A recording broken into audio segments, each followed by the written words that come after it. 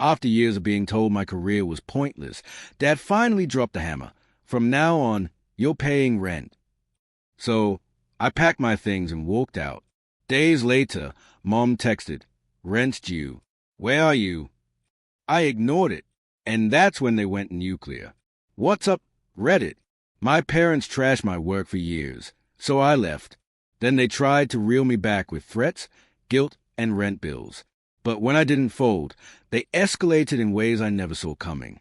This is how I handled it. My name's Drew. I'm 28. And for most of my life, I've been treated like a defective piece of lumber in my own family. See, in our household, everything revolved around carpentry. My dad, Bobby, built a custom cabinetry business back in the 90s, high-end kitchens, furniture for rich folks. He acted like he'd personally invented measure twice, cut once. Anytime you mentioned a career outside his orbit, he gave you that look, the one that said you might as well be juggling on a street corner for beer money. My mom, Celeste, perfected the passive-aggressive guilt trip. Family fights were her stage. She'd sigh dramatically, wring her hands, and make noises like she was the one suffering through your choices. And then there was Mason, my younger brother, the golden child. He joined Dad's business straight out of high school and never questioned it. To Dad, Mason was a prodigy, the guy who supposedly understood with grain on a deeper level.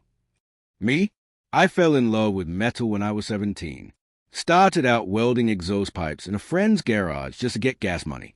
Then railings, decorative pieces, bigger projects. Eventually, I built a shop of my own, fabricating staircases, shelving, gates, you name it. I invested in the tools. I built my skill set, earned steady clients. Real money, real craft. But to Dad, metal was cold. Soulless. Not like the warmth of wood, he'd say. Never mind that my work required the same precision and artistry as his. Sunday dinners became mind games with gravy. Dad would sit at the head of the table carving meat like he was carving me down to size. He'd toss little comments about real trades while Mom did her martyr routine, piling food on everyone's plates and shooting me these pained glances like I was single-handedly destroying the family legacy. Mason chimed in too, dropping little jabs about my so-called hobby phase, while basking in Dad's endless praise. I lived in the converted garage apartment out back. Basically a studio, just enough space to work and sleep. It was supposed to be temporary, but in their world, temporary meant until you give up and join us. They claimed it was family helping family, but really, it was about control. Keep me close enough to monitor, dependent enough to yank the leash, and separate enough to cut me off whenever they needed to make a point. The truth? I wasn't struggling. I was paying my truck loan, covering my materials, investing in equipment, building savings. The only thing I wasn't paying was rent, because they insisted I didn't have to. But really, that came with strings. What they wanted was for me to finally say, "You were right, I was wrong, the metal thing was a mistake." Every project I finished, every check I deposited, every satisfied client, Dad brushed it off as luck or scraps. He'd acknowledge the income just long enough to dismiss it as unsustainable. This had been boiling for months. The digs at dinner, the "when are you going to grow up" comments, the sideways remarks about my future. I used to think if I just kept quiet, worked harder, stacked up proof of my success, they'd eventually respect it. Looking back, that was naive, because this was never about money or skill or craftsmanship. It was about control. The night it all snapped started like any other Sunday dinner from hell. Dad at the head of the table, sawing his steak like it was my throat. Mom sighing and stirring, Mason scrolling on his phone. I just wanted to eat in peace and get back to my shop. I had a big project due the next morning. A steel and aluminum reception desk for a downtown law firm. But Dad has this radar. He knows when I've mentally checked out. And that's when he went in. "So, Drew," he said, eyes still on his plate. "Any real work lined up this week? Or just more scrap metal games?" And there it was. The spark. I tried to keep my voice calm. Told him about the project, the built-in cable management, the powder-coated finish, the $4,000 paycheck waiting. He didn't even look at me. Just snorted. $4,000 for bending some bars. You know what real money looks like? Repeat customers. referrals, building something that lasts generations, not junk that'll be tossed in 5 years. And Mason, like clockwork, threw in his dagger. Dad's right. Anyone can weld a few pieces together. Real woodworking that takes actual skill. And just like that, I was back in my role. The family disappointment. Mason leaned back with that smug little grin, the kind that made me want to put my fist through it. And that's when Bobby did it. He leaned back in his chair, arms folded, wearing the same expression he used when I was a teenager about to get grounded. Only this time, I wasn't 16. I was 28, supposedly an adult. "All right," he said, casual as if he were talking about the weather. "From now on, you cover your own rent. No more freebies. You want to play at being a metal worker? Then act like a real businessman. Rent's due at the end of the week." The room froze. Celeste shifted in her seat, her eyes darting everywhere but mine. Mason actually stopped chewing, maybe realizing this was bigger than his usual sideshow entertainment. I just sat there, still, letting it sink in, because this wasn't about rent. I probably cleared more in a week than Mason did in a month. No, this was about breaking me, forcing me to fold and crawl back into their little wood-chipped empire. Moments like this, they corner you. You get 2 choices. You can fight, scream, feed the fire, or you can nod, keep your voice calm, and move in silence. I chose silence. "Okay," I said. "That's it. Just one word." I could see it knocked him off balance. Bobby had been bracing for a fight, ready with a lecture about responsibility and growing up. But I didn't give him the satisfaction. I finished my meal, cleared my plate like always, and excused myself. "Have a good night." Then I walked back to the garage apartment as if nothing had changed. But inside, everything had. I wasn't angry. Not really. I was just done. Done chasing approval from people who decided long ago I wasn't enough. Done explaining myself to someone who never once tried to understand. That night, I sat in my workshop surrounded by the hum of unfinished projects, the sharp smell of metal and welding gas filling the air. And for the first time, I let myself see it clearly. Bobby wasn't asking for rent. He was drawing a line. Fall in line or get cut loose. He probably thought a week of financial pressure would bring me crawling back, ready to trade my plasma cutter for his circular saw and a lecture about honest work. What he didn't realize was that he'd just cut the last string tying me to his control. By the time I cleaned my tools, I knew what I was going to do. Leave. Quietly. Completely. Permanently. The next morning, while the house was still asleep, I started packing. Everything important fit neatly into my truck and a trailer I borrowed from my buddy Alan. Each box felt lighter than the last, like I was peeling off layers of skin I never needed to carry.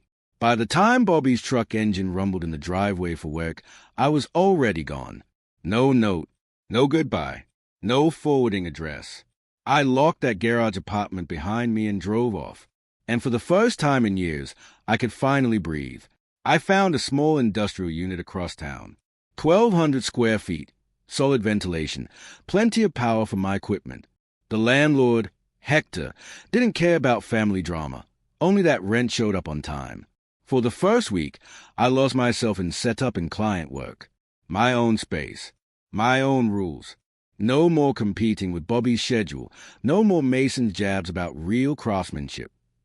Just me, my tools, and the sound of progress. And I thrived.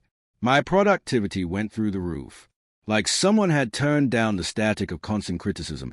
And finally, I could hear myself think. I didn't call them. They didn't call me. 10 days went by, and I started to believe maybe this was it. Maybe they'd write me off as a family failure and get on with their perfect little dynasty. Bobby could crown Mason the heir. Mom could drop her martyr act. And me? I could build a life free of their shadow. But I should have known better. People like Bobby don't let go of control. The text came one Wednesday morning while I was cutting steel plate for a custom staircase. A message from Celeste. "The rent is due. Where are you?" I stared at it and laughed, not because it was funny, but because it was absurd. Where was I? The better question was, where were they when I actually needed parents instead of critics? But that text told me everything. In their minds, I hadn't left. I'd just wandered off like some stray dog.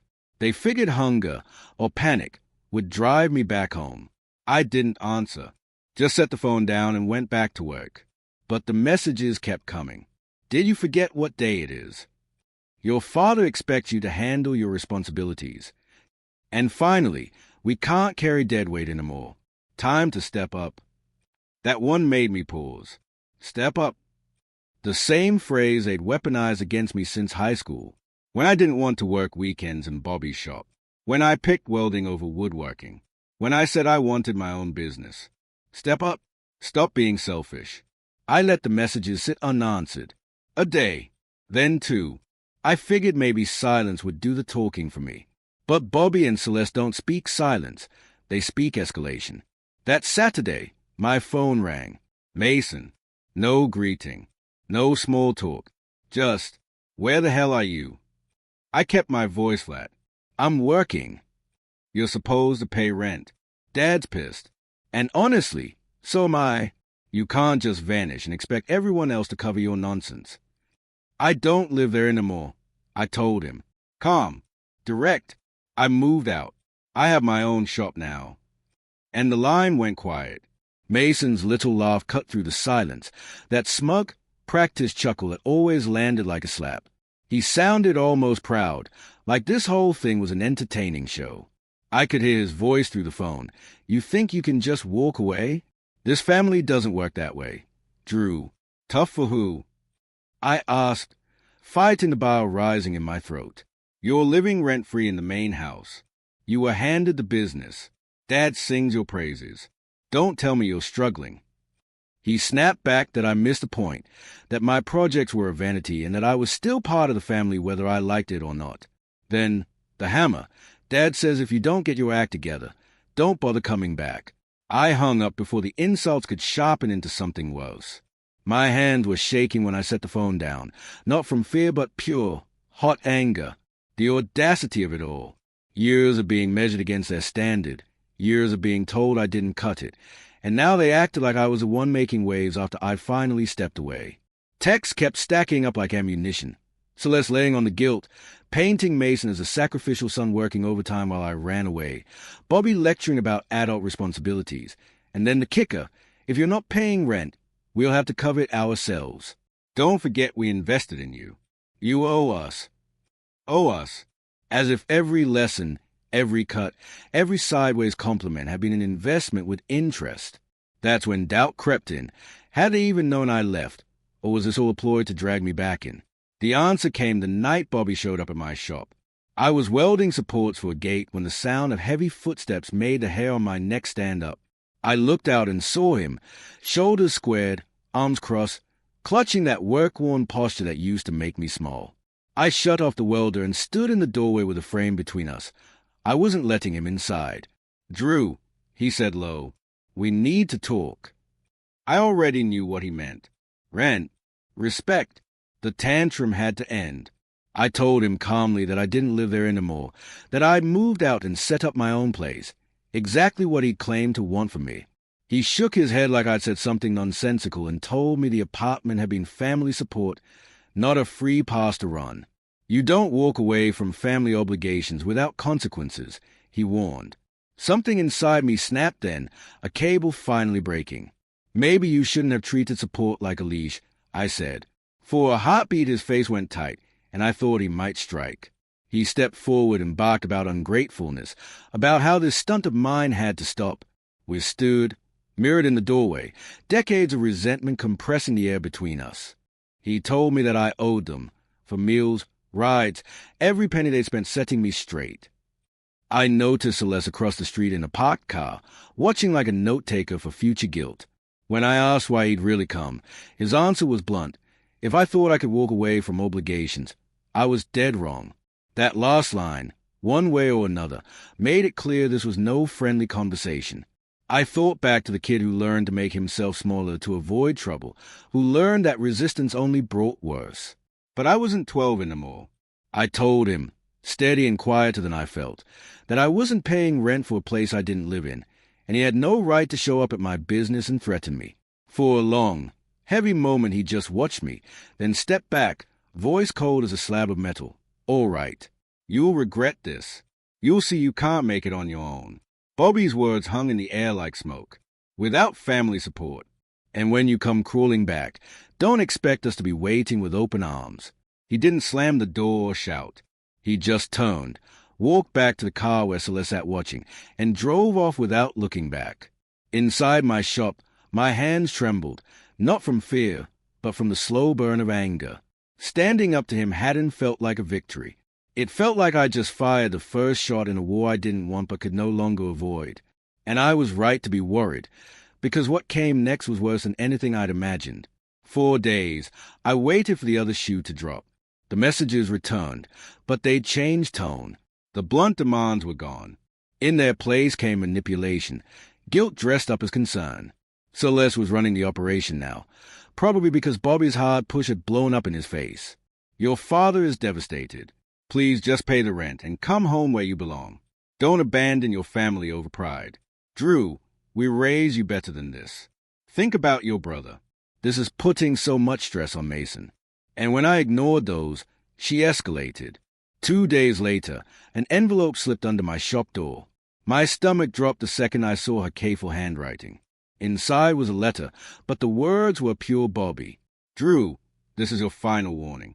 If you continue to ignore your family obligations, we will be forced to take action. You are part of this family, whether you accept it or not. This is your last chance to do the right thing before we are forced to pursue other options. Other options? They'd already been planning. I found out what those options were when my phone rang during lunch. It was Hector, my landlord. His voice was low, confused. Drew, just wanted to give you a heads up. Your father stopped by this morning. Said he was here on your behalf, asking about your lease, your payment history, whether you've been having any problems. I didn't tell him anything, but I thought you should know. My blood went cold. This wasn't family drama anymore. This was sabotage. It didn't stop there. Over the next week, the cracks widened. Potential clients who'd been ready to sign backed out without explanation. A supplier suddenly questioned my creditworthiness. Small things, but together they formed a pattern. Then my buddy Alan called. Weird question. Man, has your family been asking around about you? Because my cousin works at the bank, and she said some older guy came in asking about your business account. Claimed to be your dad. Said he was worried about your financial situation. That's when it hit me. My father wasn't trying to control me anymore. He was trying to destroy what I'd built. The final straw came late one night. I was working on a custom railing when I heard engines outside. 2 trucks in my parking lot, Bobby's work truck and Mason's pickup. They weren't visiting. Mason was taking pictures of my shop, my equipment, even my clients' materials. Bobby was scribbling on a clipboard like an inspector. What the hell are you doing? I called out. Documenting safety violations, Bobby said calmly. You're running a business out of an industrial space that may not be properly zoned for metalworking. Someone should probably report that to the city. Mason smirked, still snapping pictures. That plasma cutter looks a little industrial for this area. My fists clenched. They weren't just harassing me. They were threatening to shut me down. Get off my property, I said quietly, deadly. Bobby stepped closer, that satisfied smile still plastered on his face. This is what happens when you bite the hand that feeds you. Son, you're not as independent as you think. Predictable. I had challenged his authority publicly, proven I could survive without him, and now he was going to make me pay for that humiliation. But he'd made one crucial mistake. He'd escalated from family drama to criminal harassment. And unlike family rules, the law was clear about this kind of behavior. I pulled out my phone and started recording. I'm asking you one more time to leave my property, I said loudly, making sure the camera caught their faces. You're trespassing and interfering with my business. Bobby's smile faltered when he saw the camera. Mason lowered his phone, suddenly looking less sure. You can't threaten us, Bobby barked, but his voice had lost some of its power. I'm not threatening anyone, I replied, steady. I'm documenting harassment and trespassing. Keep it up, and this video goes straight to the police. They left, but not before Bobby tossed one last threat over his shoulder. This isn't over, Drew. You have no idea what you started. He was right about one thing. It wasn't over. But what he didn't realize was that in that moment, I'd gained the upper hand. Because everything from here on out would be documented, recorded, and used against them. He wanted to play hardball. Fine. But he'd picked a fight with someone who had everything to protect. After that trespassing stunt, I knew I had to get serious about protecting myself. This wasn't just a feud anymore. They were trying to tank my business. So I called my buddy Diego, a man who knew this road. He'd left his father's garage and dealt with the same kind of family sabotage. Dude, he told me, his voice grim, you need to document everything. Diego met me over coffee that weekend, leaning across the table with the kind of seriousness that cut through the noise. Every text, every call, every time they show up, you document it. And you need cameras, yesterday. Trust me, these family business feuds, they can turn nasty fast. He wasn't exaggerating. The very next day, I spent hours wiring up security cameras around the shop, front door, parking lot, equipment storage. If they so much as breathed near my place, I was going to have proof. And it didn't take long. 2 days later, the cameras caught Mason creeping by in his truck during business hours, snapping pictures with his phone. That same morning, a potential client called to cancel. When I pressed for details, my stomach dropped. Someone had told him I was unreliable, unprofessional. The voice behind the fake customer complaint. I'd bet anything it was Bobby. By afternoon, the city was on the phone. Mr. Drew, we've received a complaint about possible zoning violations and unpermitted equipment. I wasn't worried. My paperwork was airtight.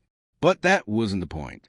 The point was to waste my time, cost me money, chip away at my reputation. And while I was busy juggling inspectors and city bureaucrats, Bobby and Mason got bolder. The cameras caught them parked across the street for hours, just watching, scribbling notes, acting like some back-alley surveillance team. They weren't even pretending to hide anymore. Then came the breaking point. One morning, I walked up to my shop and froze. Across the front glass, in dripping red spray paint, were the words, "Scam artist, cheats customers." But the cameras had done their job. There it was in high definition. Bobby's truck pulling up at 2 a.m., Mason stepping out with a spray can, the whole act of vandalism caught frame by frame. That's when I called Detective Maria Cruz, the one Diego had recommended. She reviewed the footage, the messages, the phone records, and shook her head. This isn't family drama anymore. This is harassment. This is vandalism. And we can get you protection. So I filed the paperwork. Complaint after complaint, incident after incident. Every text, every threat, every late-night stunt were becoming part of an unshakable case. But while I was building a legal wall around myself, my business was bleeding. Clients backed off. New equipment had to wait while money poured into lawyers. My reputation, something I'd fought to build from the ground up, was under attack. Then, unexpectedly, the tide shifted. Word spread around town. Other small business owners reached out. Alan introduced me to Dylan Wrangler, a contractor who'd broken free from his own family's grip. The thing about family tyrants, Dylan told me, is they can't stand it when someone succeeds without them. It threatens the whole image they built of themselves. Dylan wasn't just advice. He was action. He sent referrals my way, clients who trusted his word enough to give me a chance. For the first time in weeks, I felt a flicker of hope. But Bobby wasn't done. His last play was his dirtiest. Suppliers began calling, uneasy. Someone, my father, was ringing them up, whispering lies about my finances, questioning whether I could even pay my bills. He wasn't just trying to hurt me anymore. He was trying to cut off my lifeline. That's when I knew his endgame. If he couldn't control me, he'd rather see me burn. The next morning, I filed for emergency restraining orders against both Bobby and Mason. With Detective Cruz's help, I had a case file as thick as a phone book, surveillance photos, vandalism footage, police reports, witness statements, proof of lost business. The court date was set. But Bobby had one last move, and it was the lowest of all. 2 days before the hearing, I unlocked my shop and felt my chest tighten. The door was ajar. Inside, it wasn't burglary. It was sabotage. Welding cables sliced through. Computer files wiped clean. Metal shavings sprinkled into raw materials, ruining weeks of work. The cameras had been spray-painted over, but not before catching one clear image. Mason's truck, pulling in just after midnight. That was their final message. But in their arrogance, they'd only given me the nail to seal their own coffin. The morning of the hearing, I walked into court with a tab binder in my hands, every piece of evidence in its place. Detective crews at my side. Months of hell organized into one story, a systematic campaign to destroy me. Bobby and Mason showed up with an expensive lawyer, the kind who usually made family messes disappear. But you can't out-argue hard evidence. The judge watched the footage of Mason spray painting my windows, the surveillance of Bobby staking out my shop, the police report detailing the break-in and sabotage, and whatever defense they thought they had collapsed right there in the courtroom. Game over. Bobby's face drained white. Mason looked like he might be sick. Their lawyer scribbled notes like his career was on the line. The ruling was brutal. No contact. No stepping within 500 feet of me, my home, or my business. No reaching out to my clients, my suppliers, or even mentioning my name online. Any slip, and it meant immediate arrest. And the best part? The judge ordered them to pay full damages for everything I'd lost. Restitution. 15 grand for the wrecked equipment, lost business, and legal fees. And watching Bobby's face when the judge read that number? Priceless. He looked like someone had just torched his beloved workshop. Mason, for once, didn't look smug. He looked nauseous. The fallout hit fast, faster than even I expected. Word spread through town like wildfire at a church picnic. Suddenly, the story wasn't about me, the black sheep. It was about them, the family carpentry crew who tried to crush their own blood. Clients didn't like that narrative. Within weeks, 3 of their biggest contracts evaporated. 40 grand on a high-end kitchen remodel? Gone. A decade-long property management deal? Gone. Reputation, trust, stability, all slipping through their fingers. And Mason? That genius got himself arrested less than 2 weeks after the restraining order. Thought he could sneak past my shop during business hours, forgetting about the cameras. Detective crews had the footage in minutes. 3 nights in county, plus another 30 days tacked onto his sentence of contempt. Smooth move. Meanwhile, Celeste was out there doing PR damage control like her life depended on it. She hit up neighbors, cousins, church friends, anyone who might convince me to drop the case. But the bridge was already ash. There was no going back. Eventually Bobby cracked. 2, took a plea deal to keep their dirty laundry from going public. The mountain of evidence was too high to climb. And while their house of cards collapsed, mine was just being built. The drama had stirred up local buzz, and suddenly I was a guy, the craftsman who wouldn't be bullied, the one who delivered quality work and stood his ground. Referrals poured in. A reporter even came by, camera rolling as I showed off a custom steel staircase and railings destined for a luxury home. Overnight, my phone wouldn't stop ringing. I had to hire help just to keep up. 6 months later, I was in a new shop, 3,000 square feet, overhead cranes, ventilation that actually worked, and the CNC plasma cutter I'd been dreaming about. Rent was triple, but business was booming enough to make it laughable.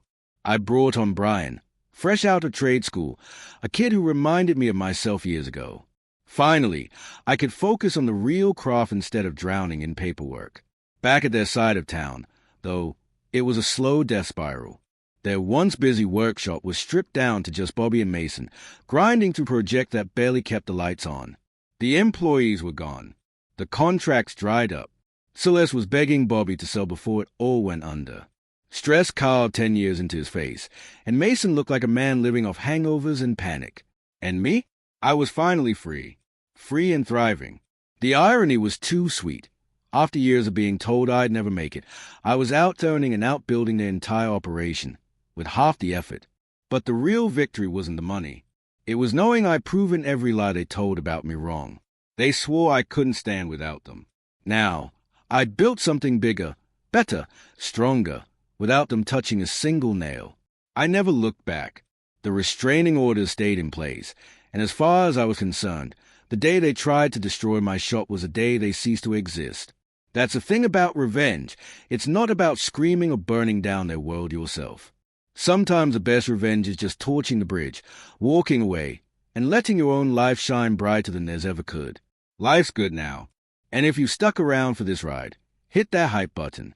Trust me, this story's only getting started.